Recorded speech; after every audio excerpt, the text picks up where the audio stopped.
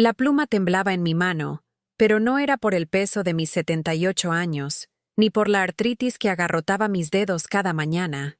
Era el peso de la traición, una frialdad que me recorría la espina dorsal y me helaba el corazón, más gélida que el aire acondicionado que soplaba incesantemente en esta lujosa habitación que mi hijo llamaba mi nuevo hogar.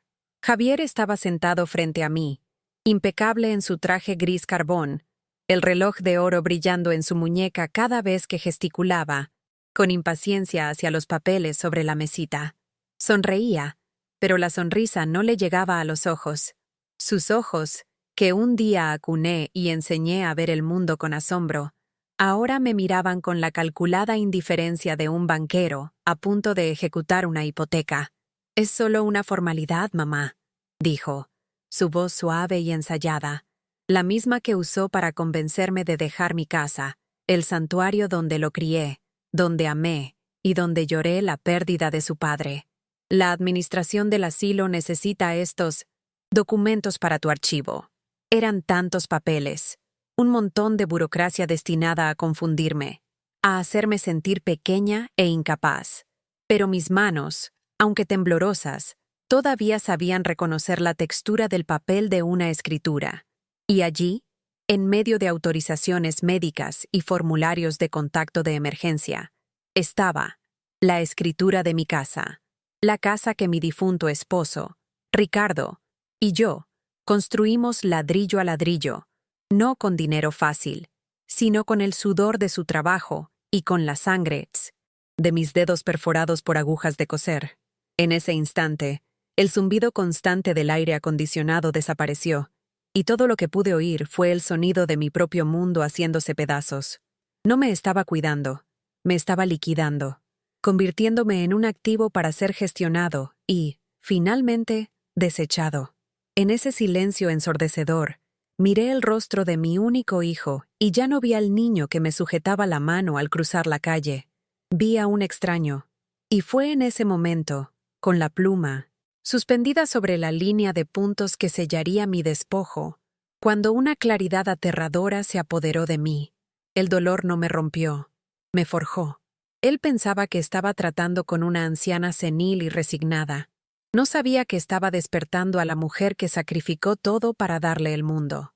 Y no iba a afirmar. No le daría esa satisfacción. En su lugar, le daría una lección. Mi verdadero legado no sería la casa ni el dinero que tanto codiciaba, sino la justicia silenciosa que estaba a punto de planear. Si amas a Jesús y crees que esta historia nos enseñará algo, suscríbete para no perderte los próximos episodios de Historias de Sanación y Sabiduría. Tu suscripción es un acto de fe en tu propia transformación. Te pido que te unas a nuestra comunidad de almas que han pasado por algo similar. El lugar se llamaba Jardines del Edén, residencia de lujo para mayores. El nombre era una cruel ironía que sentía en mis huesos cada amanecer. Ciertamente, los jardines eran impecables, una alfombra de color verde esmeralda salpicada de flores exóticas que parecían pintadas a mano, regadas por un sistema de riego silencioso e invisible. Había una piscina de un azul tan cristalino que hería la vista, pero nunca veía a nadie nadando. Sus aguas solo reflejaban el cielo vacío de Florida y las siluetas encorvadas de los pocos residentes que se aventuraban a caminar por los senderos de piedra, siempre acompañados por enfermeras cuyas sonrisas eran tan uniformes como sus ropas blancas. Aire olía a una mezcla antiséptica de cloro y jazmín, una fragancia estéril que prometía salud, pero entregaba soledad. Pasaba la mayor parte de mis días en un sillón de mimbre blanco en el porche cubierto, con un libro abierto en mi regazo, cuyas páginas no pasaba durante horas. No estaba leyendo, estaba observando las rutinas cronometradas, los carritos de medicación que se deslizaban por los pasillos pulidos con un bajo zumbido, los familiares que hacían visitas de 15 minutos, los domingos, trayendo flores que empezaban a marchitarse en el momento en que se colocaban en los jarrones. Me sentía como un mueble caro y olvidado, parte de la decoración, la prueba viviente del éxito financiero de un hijo que me exhibía como un trofeo de su supuesta benevolencia. Me vestían, me alimentaban y se aseguraban de que tomara mis pastillas a tiempo, pero nadie me miraba a los ojos el tiempo suficiente para ver a la persona que aún existía dentro. Mi silencio era mi única armadura, pero yo sabía que para ellos era solo un síntoma más de mi decadencia, la prueba de que habían tomado la decisión correcta al ponerme aquí, en este paraíso sin alma. La humillación, que antes era una herida privada, se convirtió en un espectáculo público durante el té familiar trimestral. Era un evento forzado, organizado por la administración para que los hijos pudieran tomarse fotos sonrientes junto a sus padres ancianos y publicarlas en las redes sociales, demostrando al mundo lo atentos que eran. Javier llegó con su esposa, Isabela, ambos bronceados y exudando el olor a perfume caro y a prisa. Me dio un beso en la coronilla, un gesto que no contenía afecto alguno, solo actuación. Se sentaron, y la conversación no fue conmigo, sino sobre mí, como si yo fuera una niña o una pared. «Mamá está tan tranquila hoy, ¿verdad, cariño?», le dijo Javier a Isabela, lo suficientemente alto como para que la señora Gable, de la mesa de al lado, pudiera oír. El ambiente de aquí ha hecho maravillas con su ansiedad. Isabela, mientras se ajustaba el vestido de seda, añadió con una sonrisa condescendiente. «Le compramos un armario entero nuevo en Nordstrom, pero insiste en usar esta ropa vieja. La remienda ella misma. Es un apego al pasado. El médico dijo que es común». Sentí el calor subir por mi cuello, una vergüenza que me quemaba por dentro. Remendaba mi ropa porque era el único acto de autonomía que me quedaba, la única forma de sentir mis propias manos, de recordar quién era yo, una mujer que construía, que arreglaba, que creaba. Para ellos, era un síntoma de senilidad. Una joven enfermera, nueva en el turno, se acercó para ofrecer más té, y Javier se dirigió a ella. «Por favor, asegúrese de que coma algo. A veces se olvida». Habló despacio, articulando las palabras como si hablara con alguien de inteligencia limitada. En ese momento, bajo las miradas compasivas de la señora Gable y de la enfermera confundida, yo no era Elena Rodríguez. Era un historial médico, un caso que gestionar, una carga elegantemente empaquetada. Se quedaron exactamente 22 minutos, el tiempo necesario para tomar una taza de té y ser vistos. Cuando se levantaron para irse, Javier me puso una mano en el hombro y dijo: «Volveremos pronto, mamá. Cuídate». La promesa era tan vacía como la sonrisa en su rostro. Los vi marcharse, dos figuras esbeltas y exitosas desapareciendo por el pasillo inmaculado, dejando atrás solo el eco de sus voces y el persistente olor de su perfume en el aire. La señora Gable desvió la mirada, fingiendo un súbito interés en su galleta. La joven enfermera me ofreció una sonrisa tímida y triste antes de alejarse. La soledad que se apoderó de mí fue más pesada que ninguna otra que hubiera sentido jamás. No era la ausencia de personas, sino la ausencia de reconocimiento, la sensación de haber sido borrada por completo de mi propia vida. Dirigí la mirada a mis manos, posadas en mi regazo, las mismas manos que un día cambiaron sus pañales, que cosieron disfraces escolares y que aplaudieron en sus graduaciones.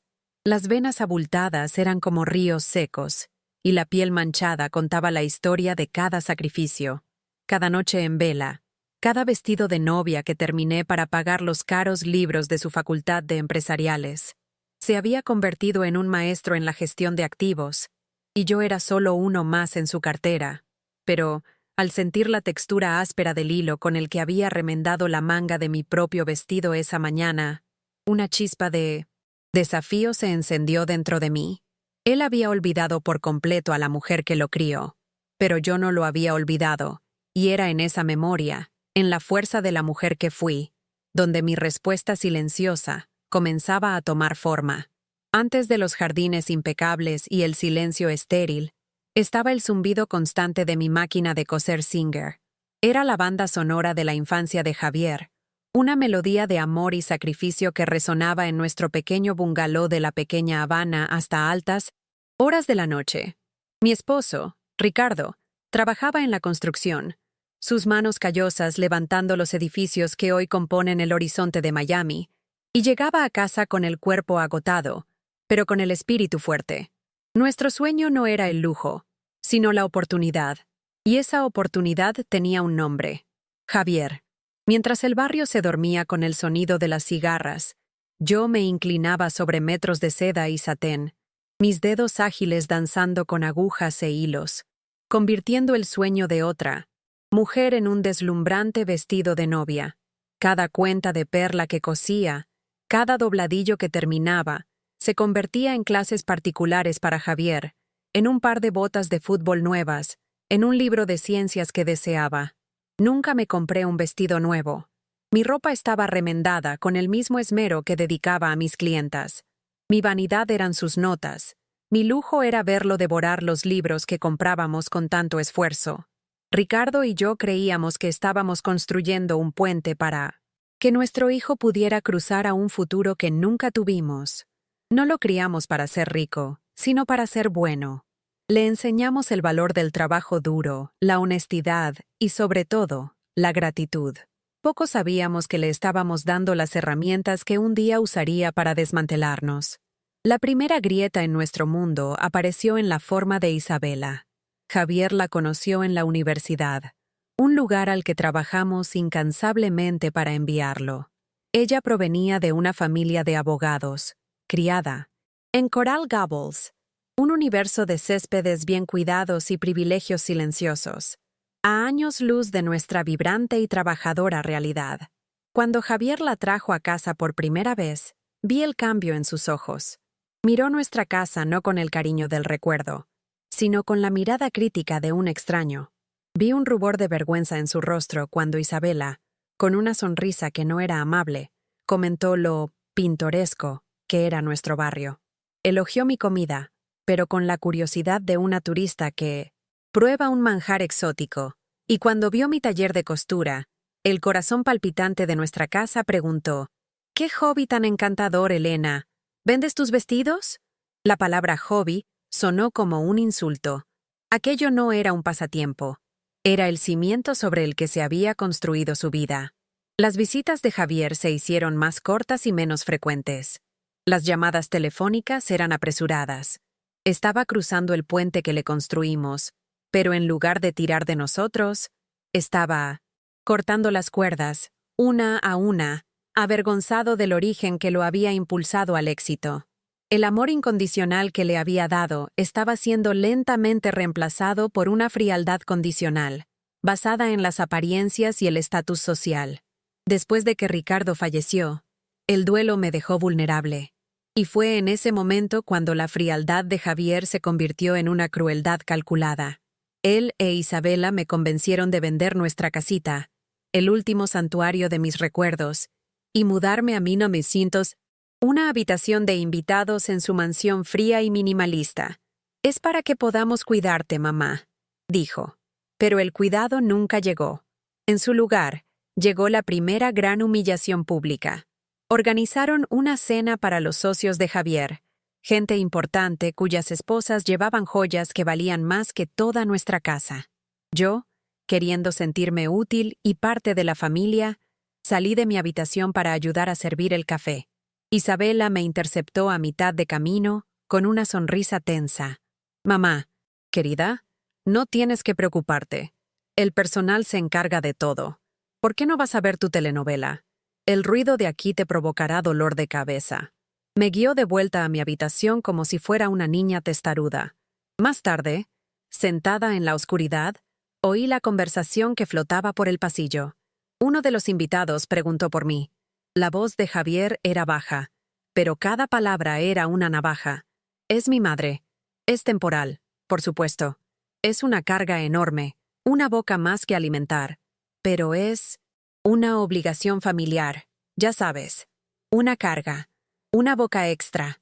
Esa noche, lloré en silencio en mi almohada, no por la pérdida de mi marido, sino por la pérdida de mi hijo. Me había convertido en un apunte en su contabilidad, un gasto incómodo en su hoja de cálculo de una vida perfecta. A partir de ese día, su estrategia se volvió clara: construir una narrativa de que yo era frágil, confundida e incapaz. La segunda humillación llegó durante el bautizo de mi nieto, el pequeño Ricardo. La casa estaba llena de parientes, tíos y primos que no había visto en años. Intenté acercarme para sostener al bebé, mi propio nieto, pero Isabela lo apartó rápidamente diciendo: «Cuidado, mamá, te tiemblan un poco las manos. Es mejor no arriesgarse». Más tarde, mi prima Sofía vino a hablar conmigo, preguntándome cómo me sentía. Antes de que pudiera formular una frase, Javier se interpuso, poniendo una mano en mi hombro de forma falsamente protectora. «Está bien, tía. Un poco olvidadiza últimamente, pero el médico dice que es normal para su edad. Nos aseguramos de que no se canse demasiado». Respondía por mí. Hablaba por encima de mí. Me editaba en tiempo real. Cada intervención era una pequeña muerte, un sutil borrado de mi identidad ante las personas que me habían conocido toda la vida. Veía la duda en sus ojos, la lástima. Lo estaban consiguiendo. Me estaban convirtiendo en un fantasma en mi propia familia, una figura decorativa y senil que necesitaba ser gestionada. El aislamiento era su arma más eficaz. Rodeada de gente, nunca me había sentido tan profundamente sola. Yo era una presencia física, pero mi esencia, mi voz, estaba siendo sistemáticamente silenciada. Mi salud, quizás sintiendo la tristeza que mi boca no expresaba, comenzó a flaquear. Una neumonía me tuvo en cama durante semanas, y la impaciencia de Javier era palpable. No me traía sopa de pollo como yo le hacía a él, me traía papeles. «Mamá, no puedes estresarte con las finanzas ahora. Necesitas descansar», dijo, colocando una pila de documentos en mi mesita de noche. «Firma aquí. Es un poder notarial. Así puedo pagar tus facturas y encargarme de todo por ti. Es más fácil». Estaba débil, confundida por la medicación y la fiebre, y firmé. Fue el mayor error de mi vida. Con mi firma, le entregué el control de todo lo que Ricardo y yo habíamos construido. Mi impotencia era total. Vivía en una casa que no era mía. Comía la comida que me daban. Y mi dinero estaba controlado por el hombre que me llamaba una carga. Me sentía atrapada en una telaraña burocrática y emocional. Intentaba cuestionarlo. Pedía ver los extractos bancarios. Pero siempre tenía una excusa. «No te preocupes por eso, mamá. Todo está en orden. Concéntrate en mejorar». La preocupación en su voz era hueca, una actuación para las enfermeras que venían a visitarme. Solo estaba esperando el momento adecuado para su jaque mate. La sospecha era una semilla amarga que crecía en mi pecho. Necesitaba entender lo que estaba pasando. Un martes por la tarde, cuando la casa estaba vacía, la adrenalina me dio una fuerza que no había sentido en meses. Fui al despacho de Javier, una habitación que me estaba prohibida. Mi corazón latía descontroladamente mientras abría los cajones de su archivador. Y entonces lo vi, una carpeta con la etiqueta «Madre». Mis manos temblaron al abrirla. Dentro había copias de mis extractos bancarios, sí, pero también había folletos de colores de residencias de lujo para mayores, con los precios rodeados, con un bolígrafo. Había una hoja de cálculo detallada, calculando el costo de mantenimiento de mi presencia en su casa frente a la cuota mensual del asilo. Era un plan de negocio para deshacerse de mí. Se me revolvió el estómago, pero en el fondo de la carpeta había algo más. Un sobre grande y amarillento de un bufete de abogados que no reconocí. Con los dedos entumecidos, lo abrí. No era una factura ni una póliza de seguros. Era una copia del testamento de Ricardo, mi amado esposo, un documento que Javier me había dicho que era simple y directo. Pero mientras mis ojos recorrían la jerga legal, una cláusula específica saltó de la página, una en la que Ricardo, en su infinita sabiduría y quizás desconfianza, había insistido en incluir. En ese sobre había una verdad que lo cambiaría absolutamente todo. El polvo danzaba en los rayos de luz que entraban por la ventana del despacho, y el mundo parecía haberse detenido. Las palabras en la página del testamento eran más que jerga. Legal. Eran el último abrazo de Ricardo, su voz resonando a través del tiempo para protegerme. La cláusula era clara como el agua. Mi marido, en su silenciosa sabiduría, había estipulado que Javier heredaría la totalidad de nuestro patrimonio bajo una condición fundamental: que yo viviera mis días en mi propia casa, o, si mi salud me obligaba a mudarme, que fuera por mi propia y documentada voluntad.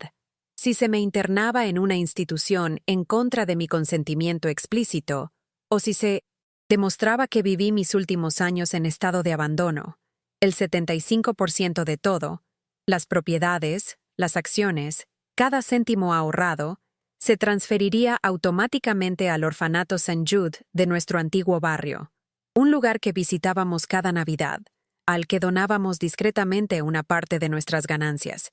Ricardo nunca había confiado plenamente en la inmunidad de Javier a la codicia. Plantó una semilla de seguridad para mí, un guardián de papel y tinta. En ese momento, la mujer frágil y asustada que había habitado mi cuerpo durante los últimos años murió. La niebla de la confusión y la impotencia se disipó, reemplazada por una claridad cortante. No era una víctima, era la guardiana del legado de mi marido. El dolor por la traición de Javier no desapareció, pero se transformó. Dejó de ser un peso que me aplastaba y se convirtió en el combustible que encendió un horno de dignidad dentro de mí. Doblé el documento con cuidado. Lo volví a meter en el sobre y lo escondí en el forro de mi viejo bolso de costura. Él no sabía que yo sabía. Seguía viéndome como una pieza en su tablero de ajedrez, sin darse cuenta de que la reina acababa de volver al juego. Pasé los 2 días siguientes en un estado de calma performática. Seguí desempeñando el papel que me habían asignado, la ancianita olvidadiza, que se movía con lentitud y hablaba poco. Comí mi sopa en silencio, vi mi telenovela sin verla realmente, y asentí agradecida cuando me trajeron la medicina. Pero por dentro, mi mente estaba afilada, trabajando furiosamente. Cada sonrisa condescendiente de Isabela, cada suspiro impaciente de Javier, era catalogado, almacenado como prueba. Ya no necesitaba su lástima, necesitaba su error. En un momento de privacidad, usé el viejo teléfono de mi habitación para hacer una sola llamada, no a un abogado caro, sino a la línea de ayuda para personas mayores del ayuntamiento, un número que había visto en un folleto en el centro de salud. La voz al otro lado fue amable y paciente. No conté toda la historia, solo hice preguntas hipotéticas sobre derechos y testamentos. La conversación confirmó lo que ya sabía. La ley estaba de mi lado, siempre que pudiera demostrar mi lucidez y mi voluntad. Esa noche, decidí que era el momento. Esperé hasta después de la cena, cuando Javier e Isabela estaban en su sala de estar, la luz azul del televisor gigante parpadeando en sus rostros aburridos. Respiré hondo, alicé mi vestido remendado y caminé hacia ellos, mi postura más erguida de lo que había estado en una década. Javier, Isabela, dije, mi voz sorprendentemente firme. Tenemos que hablar de mi futuro. Se miraron, un brillo de triunfo en los ojos de Javier. Pensó que finalmente me iba a rendir, que mi resistencia se había quebrado. Poco sabía él que no estaba allí para rendirme, sino para dictar los términos de mi liberación. Javier apagó el televisor y se volvió hacia mí con una falsa expresión de preocupación. Por supuesto, mamá. Me alegro de que estés dispuesta a ser razonable. Solo queremos lo mejor para ti. Comenzó su discurso ensayado sobre los beneficios de los jardines del Edén, el personal médico disponible 24 horas, las actividades sociales. Le dejé hablar, observando al hombre en que se había convertido mi hijo, un vendedor de mentiras, tratando de venderme mi propia prisión. Cuando hizo una pausa para respirar, lo interrumpí, no con rabia, sino con una profunda y tranquila tristeza. Javier, empecé, mirándole directamente a los ojos. ¿Recuerdas cuando tu padre te llevó a pescar por primera vez y cogiste un pez tan pequeño que tuvimos que devolverlo? Tu padre dijo que las cosas más valiosas no siempre son las más grandes. Su rostro se contrajo en confusión, molesto por el cambio de tema. No sé de qué estás hablando. Estoy hablando de su testamento, dije, y el silencio que siguió fue pesado y absoluto. Sé lo de la cláusula, Javier, la cláusula de caridad. Vi un pánico fugaz en sus ojos antes de que se recompusiera. Mamá, estás confundida. El duelo te está afectando la cabeza. No estoy confundida, le corté. mi voz nunca vacilante. Lo leí. El 75% para el orfanato St. Jude, si mi amada esposa, Elena Rodríguez, es internada en contra de su voluntad. Tu padre conocía tu corazón, Javier. Quizás mejor que yo. La lealtad ciega que una madre tiene por su hijo se hizo añicos en ese momento. No con un estruendo, sino con el devastador sonido de la verdad dicha en voz alta. Ya no estaba hablando con mi hijo. Estaba hablando con el hombre que había intentado robar el alma de nuestra familia. El rostro de Javier palideció, el color desapareciendo bajo su caro bronceado. Isabela miraba de uno a otro, su cerebro calculando rápidamente las implicaciones financieras de mi revelación. La codicia en sus ojos era fea y transparente. La habitación, que antes había sido el escenario de su poder, de repente se convirtió en el mío. La dinámica había cambiado de forma, irreversible. Ya no era la carga, la anciana senil que había que gestionar. Yo era la guardiana de una puerta que estaban desesperados por cruzar. Estaban atrapados. Si me trataban mal, tendría testigos y motivos para irme. Si me echaban, estarían violando la condición de cuidado. La única manera de que consiguieran el dinero que tanto codiciaban era mantenerme cerca, lúcida irónicamente, feliz. Y todos sabíamos que eso era imposible. Me levanté del sillón, sintiendo cómo cada vértebra se alineaba con una dignidad recién descubierta. No había nada más que decir. Los dejé allí, inmersos en un silencio tóxico, las ruinas de sus planes esparcidas invisiblemente por el caro suelo. Volví a mi habitación, pero no para esconderme. Cerré la puerta, y por primera vez en años, no me sentí prisionera. Esa noche, no dormí. Planeé. Pensaban que la lucha era por el dinero, pero era por mi alma, y no iba a permitir que la tuvieran. A la mañana siguiente, la casa estaba sumida en un silencio, pesado y extraño. Javier e Isabela se movían como fantasmas, evitando mi mirada, atrapados en una prisión de su propia codicia. Esperaban que yo hiciera exigencias, que iniciara una guerra de desgaste dentro de aquellas paredes. En lugar de eso, les di silencio. Mientras tomaban su café en una amarga tensión, yo ya había hecho una pequeña maleta, no con la ropa cara que me compraron para convertirme en un accesorio de su vida, sino con las prendas que yo misma había cosido, con el álbum de fotos de Ricardo y con el sobre amarillento que contenía mi libertad.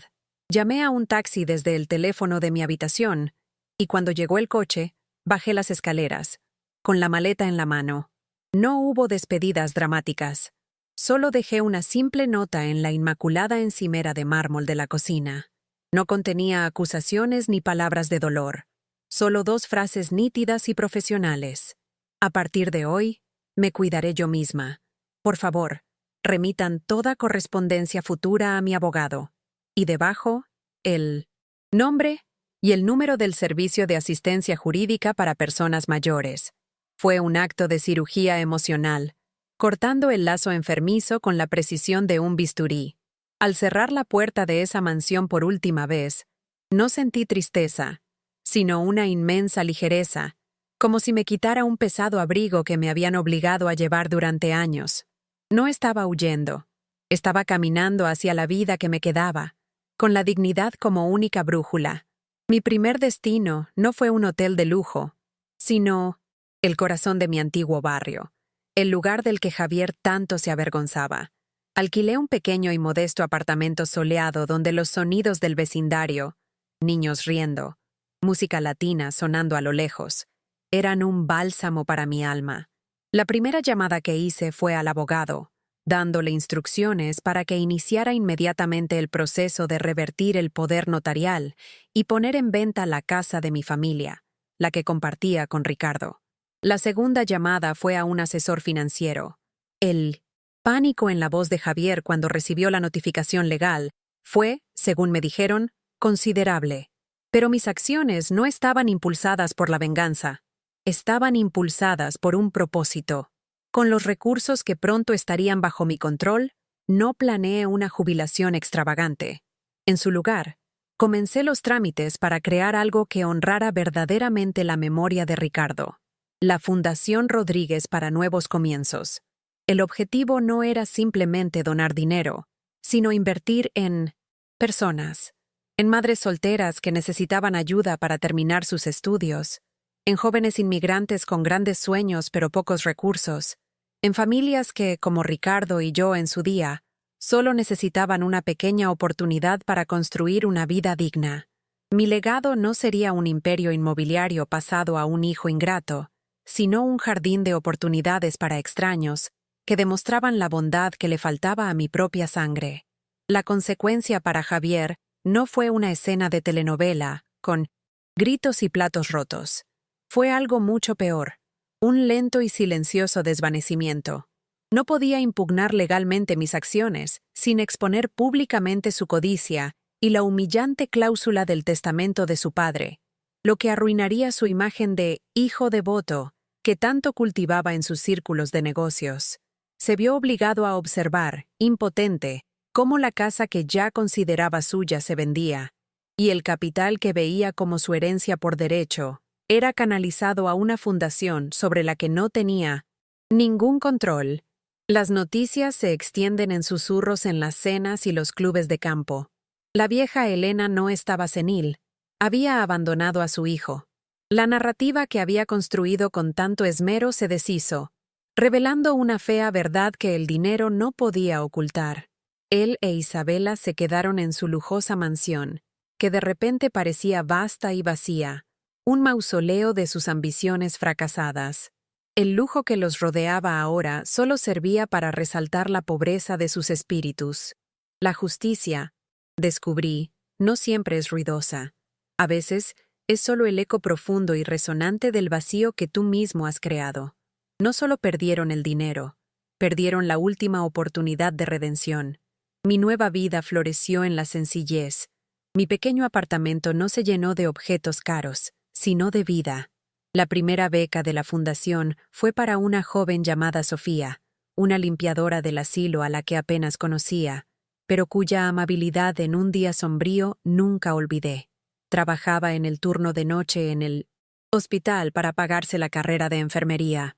Con la ayuda de la fundación, pudo dejar uno de sus trabajos y dedicarse a sus estudios y a sus 2 hijos pequeños.